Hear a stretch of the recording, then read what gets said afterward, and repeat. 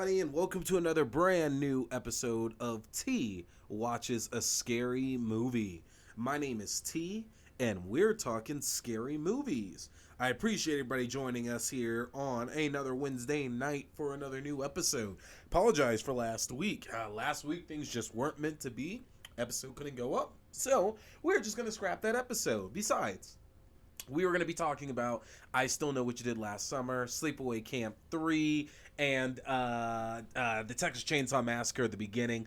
Three not too great films, honestly, so we're not missing a lot by avoiding talking about those there, but we're going to continue our summer of horror regardless, so I appreciate everybody tuning in. Remember, if you want to catch our new episodes, you got to be subscribed here to the YouTube page. That's youtube.com/C/Theron Reynolds Scary Movie.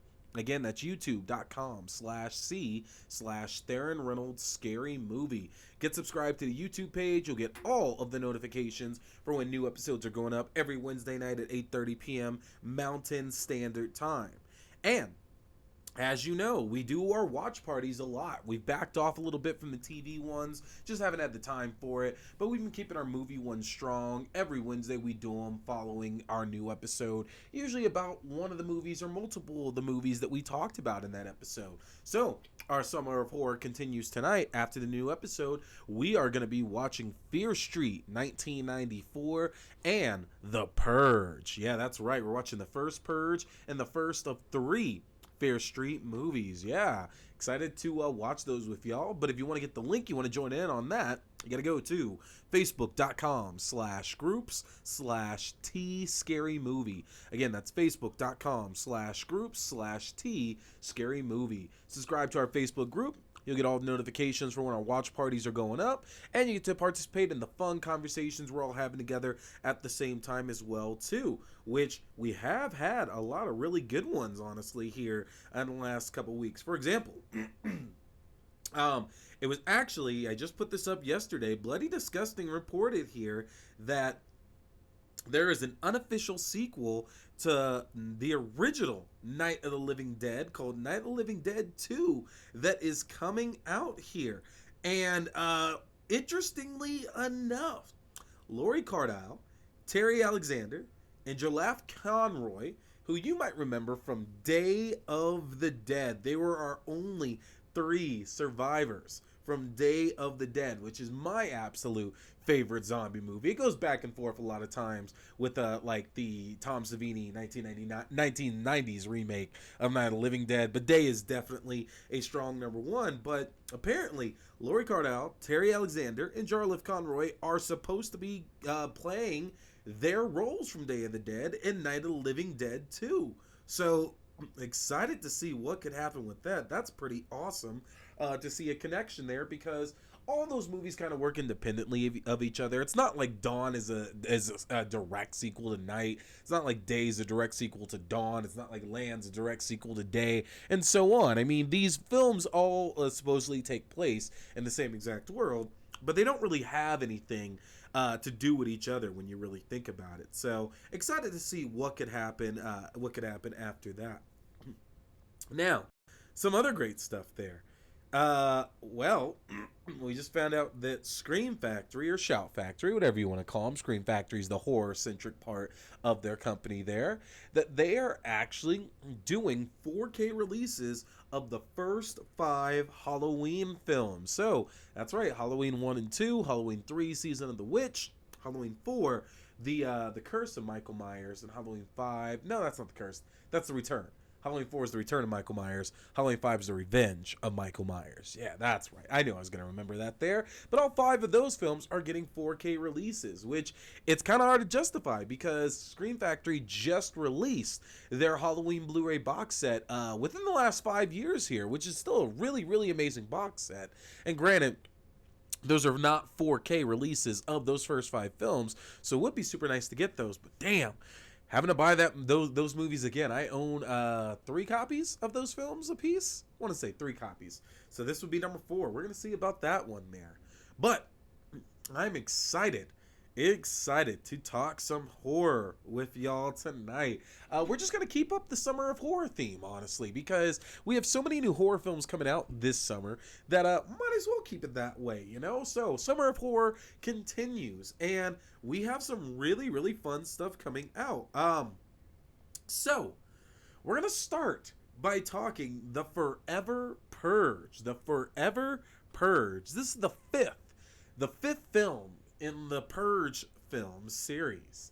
Now, if you've never seen the Purge series, pretty easy one to follow here. Basically, as a way to combat crime in America and give people a bit of an outlet, bring everybody together, the world decided they would institute something called a purge. It is a 12-hour period to where all crime in America is legal. All crime, anything you could think of.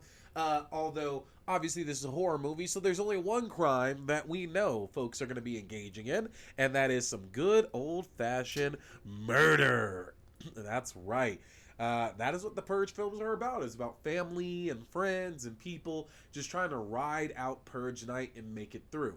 Now, the first movie focused on a family that sold purge protection systems to people, and how eventually they were targeted by a group of purgers, and they try to make it out a lot like a home invasion type of movie, like kind of like The Strangers a little bit there, maybe a bit like You're Next, you know. And I know this came obviously before You're Next, but the idea was that this family is locking down their house, trying to survive out the night. And of course, they find out somebody that broke into their house is being hunted by these group of purgers. And it's about this family trying to fight this group of purgers off. Now, first movie is not even remotely scary. Like, some of the imagery is definitely supposed to be, but it's not really a scary movie. Like, they're really more so there to be suspenseful films, you know, kind of freak people out a little bit, things like that, but not really much more than that. And it's not a bad movie. It's just it's not that interesting. It's really not that interesting. And that's a movie that's got Ethan Hawke and Lena Headey in it. So, you know, that's saying a little bit there that it's not a bad movie, but it's just not that good. And the rest of the movies we got two more movies that changed the focus over to Frank Grillo, who you might recognize as Crossbones from the Marvel Universe, and like a number of other things there. But Frank Grillo is playing a character who has decided he is going to purge, but he has a very specific target in mind, which is the person who is responsible for the death of his son. He doesn't want to go around killing a bunch of people. He's not trying to go rob places or anything like that. But the Purge, I believe it's Purge Election Year, I want to say is the next one. It's either Purge Anarchy or it's Election Year. It's probably Anarchy, actually. But we follow Frank Grillo's character Leo around as he tries to make his appointment to go and purge against this guy who's responsible for the death of his son, and how he ends up helping a ragtag group of survivors just trying to make it through the night as well. So then, our sequel after that, which is The Purge Election Year, follows Leo, who is now working private security for it's either the secret. It's a presidential candidate, or it's a congressional candidate, something like that. Basically, he's protecting Elizabeth Mitchell, who is working very hard to stop the purge, because the one thing that we learn across these movies is that the purge, kind of like in the real world, disproportionately affects minorities. That's kind of one of the biggest things about it, and we see a little bit of that in the first film, and then it kind of gets larger and larger as you go through each subsequent film. That the idea is that, you know, if you're rich, you're typically okay because you can protect yourself, you have the security, you don't have much to worry about. But then as we start working our way down, we start getting into certain neighborhoods and everything. Certain people don't have the same kind of purge protection. Certain people don't have the same ability to protect themselves from getting killed, robbed, you know, whatever the case may be. And so we see that it's kind of like the jail system that we talk about, you know, that you've heard talks about there before, that it affects minorities way more than it does anybody else, because, you know, those are neighborhoods in which there's the most crime and everything like that too. And skipping ahead here to the Forever Purge, we left the last film with the idea that the purge would be done, that, hey, you know what, we have people in the right places now, and no matter what, we're done purging. It's not good. You know, we figured out what's behind it. This is not something we're going to stick with at all. But of course, that didn't stay, and it makes sense too. Like you might get annoyed by it, by the idea they start off with the purge just suddenly back after getting rid of it. It seems kind of lazy, but then you really have to think about that though. An idea here that, well, just like with elections and people in charge in America, that's the way it happens. Like every 4 years, somebody else is going to be in charge. Well, it's typically every 8, but you know the way it works, especially if you're our last president, you have 4 years to try to change things around. And after that, usually your policies are going to get changed up. And that's what happened here in the Purge series as well, too, was that basically, yeah, they the Elizabeth Mitchell's character, I assume, was able to get rid of the purge, but then hey, guess what? She's done. Her time serving is over. The purge is back, and this film, The Forever Purge, is the Saw 6 of the Purge series, honestly. And I say that, let me make a point here. Y'all have heard me talk about Saw 6 before. I think Saw 6 is, excluding Spiral. Spiral's amazing. Excluding Spiral, I think Saw 6 is the best film in the Saw series. Even better than the original film. Just because after 5 other films, they decided to start employing some real world issues into the Saw series. They brought in healthcare and how our healthcare system in America is absolutely fucked. And, the people running it, the people in control of it are the people who should not be in control of anything, and how that can, again, affect the wrong people and potentially kill people as well, too. And adding that real world message into the Saw series helped it out quite a lot, in my opinion. Made it like easier to kind of like identify with the characters in there and kind of have a horse in the race. And the Forever Purge does the same thing. Now, granted, keep in mind, this film was supposed to come out last year. And man, thinking about this movie coming out last year, Jesus, this would have been a powder keg. You remember 2 years ago, that the film The Hunt was supposed to come out like in late 2019. Yeah, The Hunt with Betty Gilpin, about the group of people who all get kidnapped and they're basically fighting for their lives while they're being hunted. It's the most dangerous game, basically, but it's a new version of it. That was supposed to come out in September of 2019.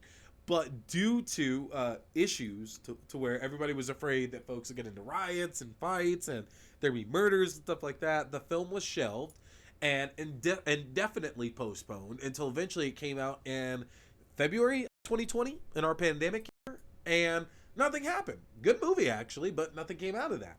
And it's interesting watching this because the film leans, again, right into the idea that, again, the purge affects minorities more than it affects anybody else. And so we start off in a ranch with the character John. It's characters to say, and you know what? I'm going too far ahead.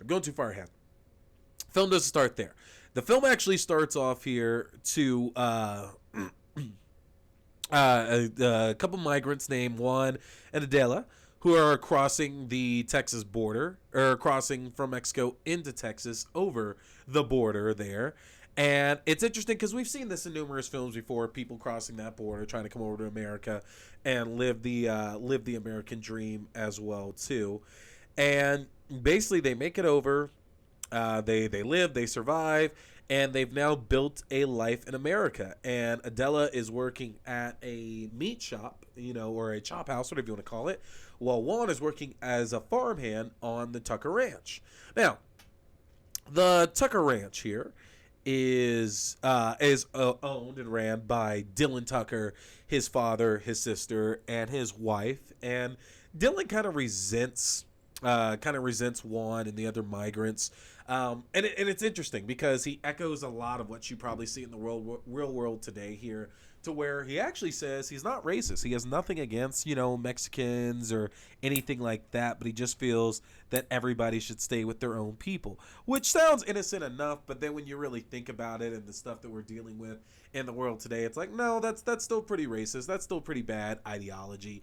And we're not meant to sympathize with Dylan at all, because his sister, his wife, even his dad, like they all are kind of looking like, well, you're kind of odd man out here.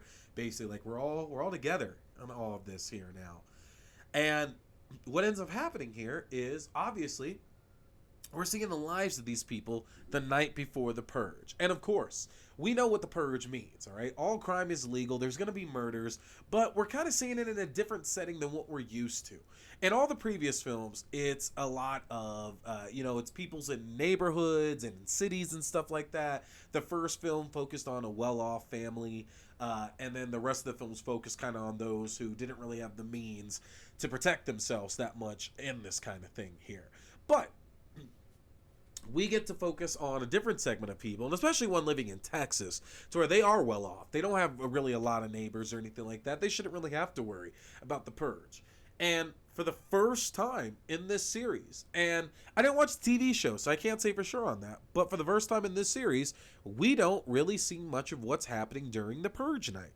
The purge night happens, and it's done within about 10 minutes. We don't focus on the purge night itself. And that immediately sets this film apart, because we've spent 4 other films and 2 seasons of a TV show watching the night of the purge itself. That's when everything happens. That's when all the badness is going down. That's when our characters are just trying to make it through. And we do see Juan and Adela, shacked up in a place with other migrants and everything who are paying for protection to stay safe during the night of the purge. We see the Tucker family as well. They're at their ranch. They have all their, their barricades and everything like that up, and them just trying to ride out the night as well.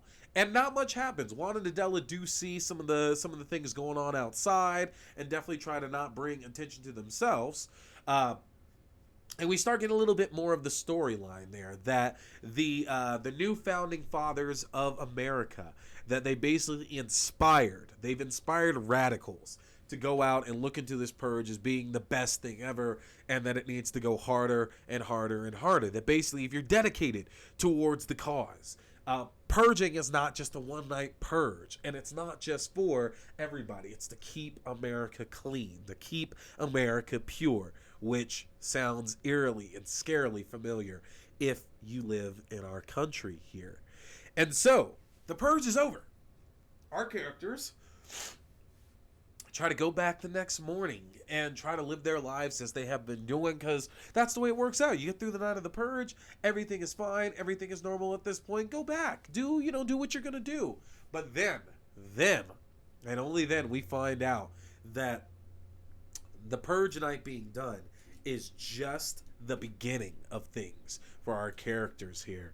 As we find out, the purge is not over, and due to the radicals that the new founding fathers of America have sprung up, have created, that now we are believing in, hence the name of the film, the Forever Purge, the ever after purge, the purge that doesn't stop until America is sanctified and cleaned completely. And by that, we do mean race cleaning. We're just going to be blunt here on the show, y'all, and say it for those of y'all who you knew it was coming. It is all about race. The idea here is that is that if you're not white, if you're not a backer of this country, then you are the problem with this country, and you must be purged. You must be cleansed. And we follow Juan and Adela and the Tucker family as they attempt to escape from what's going on.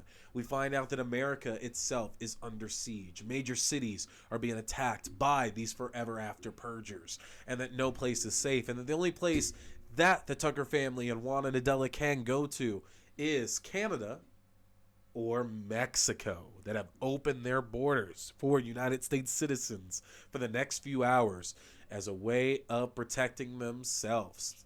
Now, this adds such a new element to this story here, because again, we're not confined to the idea that we're not confined to the idea that all these characters are safe within a few hours. Clearly, we're past that. We are far past that at this point here, and we're seeing that these characters now have to navigate through treacherous land with all of these forever after purgers out there trying to catch anybody who is not on their side. And as always, you're not watching the Purge films for these inventive kills or anything like that. They're really good. The kills are always fun and everything, But you're really watching the Purge series because you want to see like the twists and turns and the ideologies that'll come up from this. And the idea is not lost, as we've seen it. Like, I kept thinking of The Day After Tomorrow, to where all the characters had to go down to Mexico basically, and now they're refugees. And they even end the film, and spoiler, I'm not saying what happens to the specific characters, but the film ends by calling the Americans that are now in Mexico dreamers, which is what we call, our migrants and immigrants that are here in the States right now. We call them dreamers, basically. Those applying for citizenship, those hoping to, make it and become American citizens and everything. And it's so interesting to see that turned on its head. The idea that this story takes place in Texas, which, I don't know how many of you are from Texas. Texas has issues, though. Texas absolutely has a lot of issues, and it's super interesting to see some of the characters, some of the evil characters, some of the bad characters in this, the way they talk, because it affects everybody. We have purgers that show up that are the poor and downtrodden, and they are, they're migrants and immigrants as well, too. We see a section of those kind of purgers. But then we also see, the redneck, heavy right, conservative purgers who we've come to expect in this series as well, too. And it's just scary thinking about the parallels that we have out in this world. Now, casting wise here with the Forever Purge, there you got some people in here you'll definitely recognize, like Ana de la Reguera, who was just seen in Zack Snyder's Army of the Dead, is pretty much our lead here as Adela. Her husband Tenoch Huerta, who plays Juan, who actually is going to be in the next Black Panther movie. I want to say he's in the next Black Panther movie, if I'm correct. And then also he was in Narcos as well too, which is fantastic because Narcos is so awesome there.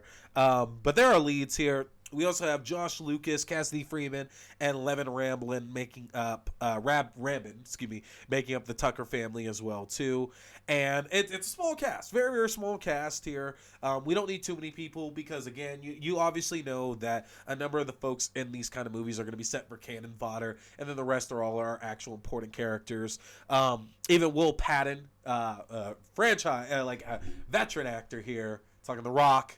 The most recent 2018 Halloween, Armageddon, a lot of these films there shows up as a member of the Tucker family as well too. Really, really great film. Really, really good film, honestly.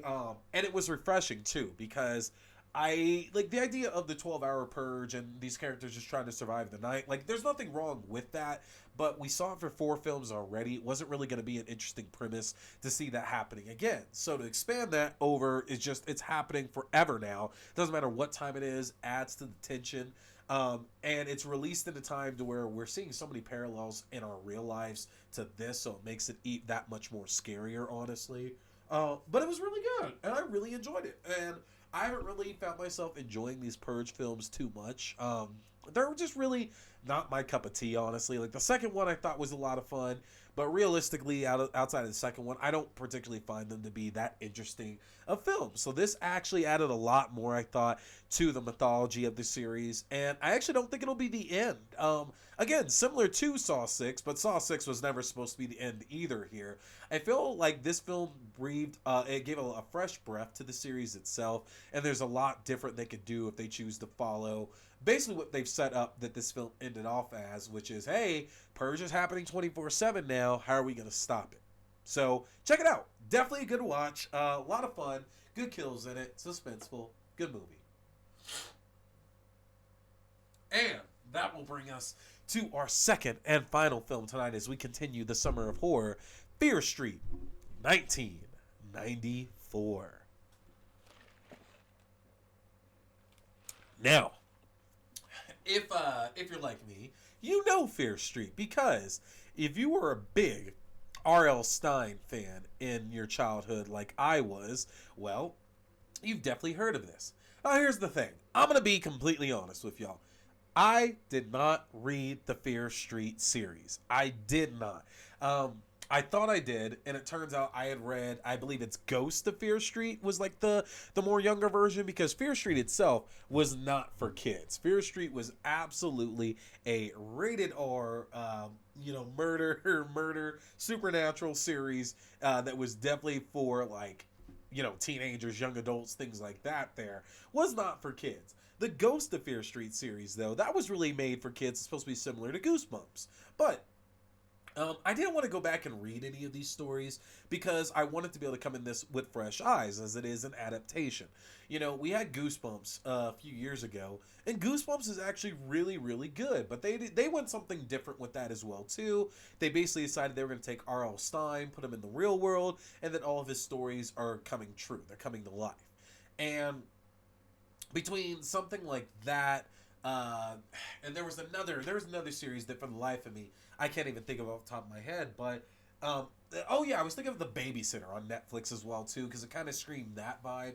I didn't know what to expect from this. I really didn't know what to expect from this Fear Street movie, honestly, because I thought it could be very kiddie. I saw some of the cast that was in it, which weirdly enough, Maya Hawke and Sadie Sink, both from Fear Street in this, or from Stranger Things in this, and it's hard to not see the two of them in this and start immediately thinking, well, this is gonna be kind of like those old kiddie horror movies like The Lost Boys, which is amazing, or Gremlins or something like that. Like, I was really getting an idea that it might end up being something along those lines, or even just because it's from Netflix, I really thought it might be like the Babysitter series as well too, to where again, it's not necessarily scary. Like, there's some suspense, it's gory, it's bloody, but it's not really that over the top or anything. And I'm happy to see that I was completely off from what this movie was gonna be about.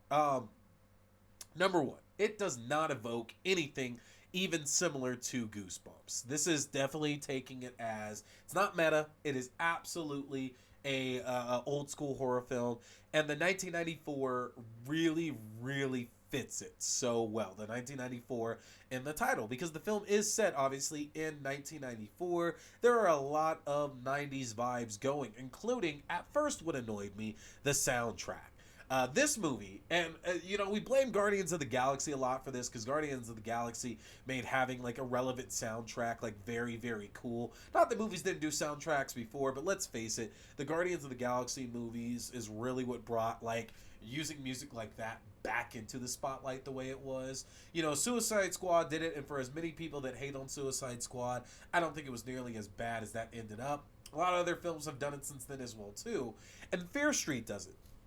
And they start off with Closer by Nine Inch Nails, which is very 90s, and very much sets it apart from being any of those other kind of projects that I might have named there, because Closer is a very dark and disturbing, and it's a fun song. It's a great song, but it's a very dark song, and you know the kind of mood that you're going to get with that. And we go from there to getting things like Machine Head was in there, and I can't think of other ones right now. There was a lot of 90s music in there, and at first it's annoying, but then it kind of plays right into the entire nostalgic feel of this film, and it's really good because I'm a 90s kid, and so a lot of the feelings that I got from this movie and from the soundtrack were so good. To like listen in and kind of just imagine that I was back in the 90s again now. But let's talk about the story here. Now, in Shadyside, Ohio, murder is pretty normal here. We get to see Heather, who works at a bookstore in the Shadyside Mall. Her and a number of other employees at the Shadyside Mall are terrorized by a killer. And we get to see that Shadyside has had its fair share of murders in the history of the town itself, and that some believe that it has to do with the legend of a local witch who was murdered back in the day. Some believe we just breed serial killers in Shadyside, Ohio, but who knows? But we get to focus in on Dina and her brother Josh. Now, Dina is currently sad and living her teenage angst, as recently her girlfriend Sam has moved away to the rich town Sunnyvale, and the two have not spoken since. Now, going through a teenage breakup, and not only that, a same-sex teenage breakup, which is important to focus on, if only because of the fact of how normal they treat that relationship, and well, yes, it is normal. It's absolutely normal, and that's not exactly what I mean. But I just mean from the fact that in movies, I think we can agree that most movies don't do a great job of normalizing same-sex relationships, making it seem like, oh, this is just as normal as, a hetero relationship or whatever. And nothing is played up. Nobody's shocked. Nobody's surprised. Nobody's like, nobody's heads exploding or anything like that. Like, there's a couple of characters, but only because they're written to be the assholes of this film. But I love that so much about the way that Dina's relationship with, what was her girlfriend's name again? Oh God, that's gonna bug the hell out of me that I can't remember. What? Sam, that's it. Samantha, yeah. So like it's so interesting to see Dina and Sam's relationship in this film, and nobody bats an eye. Nobody says like shit about it. It's just okay, cool. You're dating, whatever. Everything's normal and everything. Now, other cool characters in this. So Dina's friends, Simon and Kate, who are selling drugs and are very much on the big school spirit band there. It's interesting because Kate is I believe, the valedictorian. She's the captain of the cheerleading team, and she is selling drugs because the film is very realistic that you can have all of those things, but you're still living a shitty existence. You're living broke. You don't have everything else that everybody has, so you have to do what you can to get by. And again, all of this is going on while there are murders. And so, after a fight at a local football game, Dina and her friends begin to be terrorized by killers roaming around their town. Now, to give any more away about what the motivations of these killers are would really spoil this story. But it is a really, really good one. There are some good old school 90s slasher vibes coming out of this, but very much not in the meta way that Scream kind of set up. Now I compared this to a couple friends. Like it very much has like the vibe of a Scream, but only in the sense that we have characters in here who have done their research, who eventually find out what's going on and are able to lead the group, to kind of protect them. But we're not referencing horror movies in this. We're not like our characters don't know everything that they're supposed to know, and they still get off in ways that characters who are unassuming typically would in these horror films. And I really, really did enjoy it, honestly. The kills are very mean, and there's a certain depth towards the end of the film that I thought was very, very undeserving for the character that got it. This character got the worst death, and by worst, I mean most brutal death in the entire film. And I definitely did not think that this character deserved that fate because they were so good. They were so cool. I like this character so much. They were funny. They were fearless. Like they were brave, and they got the worst death in this movie by far. And this film don't play. When it starts killing people, it kills people in this movie for sure now too. There is not a lack of blood here at all. I love the rules that they set up with the motivations, again, of this killer or killers in this story. And I love the way they're going to link it to the sequels as well, too. Because for all intents and purposes, the two other sequels that are coming out here for Fear Street, which is, oh God, that's going to get me. I think one is 1667. I think the other one is 1964, something like that, I want to say here. No, 1978 and 1666. That's it. I know that there's certain story threads that are going to be picked up in those, but those are set before this one. So it's not like we're going to get that much of a follow-up on these characters, I think. But the mythology they set up for everything that's going on here in this town and everything they've had to deal with, it just builds this world out because from what I've been told, this movie really isn't based that much on an existing Fear Street novel. Like, they cherry picked a few things here and there, but they're not straight up adapting any of these stories, which is good because a blank canvas, we don't have to worry about following anything. Similar to Goosebumps in that way there. They didn't have to worry about following the plot of one of these established books. You take a villain or you take certain elements from it, and that's all you need to get by. And that's really where Fear Street excels, is that it takes the idea of, teenagers, kids getting hunted by something evil, and it gives us something fresh with it. So I enjoyed this one quite a bit. Not so much in the way of being scary, but definitely bloody and gory for sure. And I'm excited to watch the sequel this weekend and talk about that next week too. So that is Fear Street 1994, ladies and gentlemen. That's going to do it for us. Make sure to check out some of our other episodes and get to the Facebook group so you can join our watch party tonight for Fear Street 94 and the original Purge. I want to see you all there. But folks, my name is T. We've been talking scary movies. Stay scared.